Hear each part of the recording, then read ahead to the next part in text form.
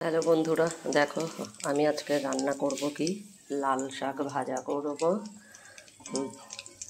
বাদাম দিয়ে। আর এখানে দেখো আমার ভাত ফুটেছে,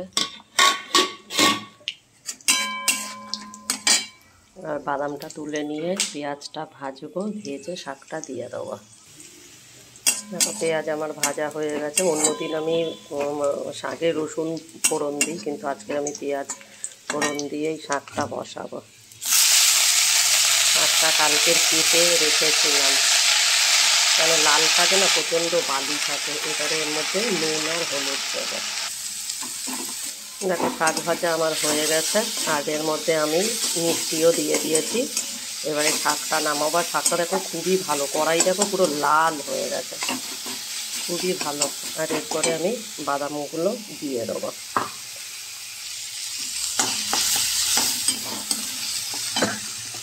এরপরে আমি কি করব দেখো, শিম দিয়ে আর আলু দিয়ে মাছের ঝোল করব, কাতলা মাছের ঝোল করব। আর একটুখানি বেগুন ছিল 2 টুকরো, ওটাও দিয়ে দিয়েছি কেটে।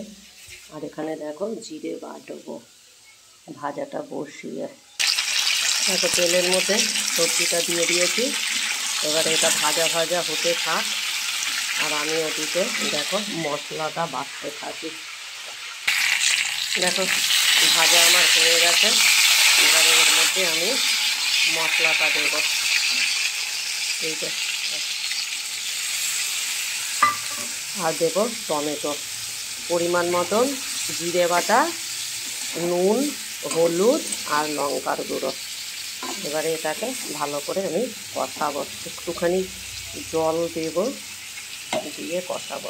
আর এই দেখো মাছ সেই দিনকে ভেজেছিলাম, তো রেখে দিয়েছি। ভেবেছিলাম মাথাটা দিয়ে বাঁধাকপি করব, কেউ খাবে না। ফুলকপি বাঁধাকপি এখন কেউ খেতে চায় না, ওর জন্য মাছের ঝোলেই দিয়ে দেবো। আর এই যে 3 পিস মাছ। দেখো মশলা আমার কষানো হয়ে গেছে, আর কালারটা কেমন হয়েছে বলো। দেখো পুরো মশলাটা কষানো হয়ে গেছে, তেলটা ছেড়ে দিয়েছে। এবারে আমি এর মধ্যে জলটা দিয়ে দেবো, একটু পাতলাই করব। এবারে ফুটে গেলে মাছটা দেব। দেখো মাছের ঝোল ফুটছে, এবারে আমি মাছগুলোকে দিয়ে দেবো।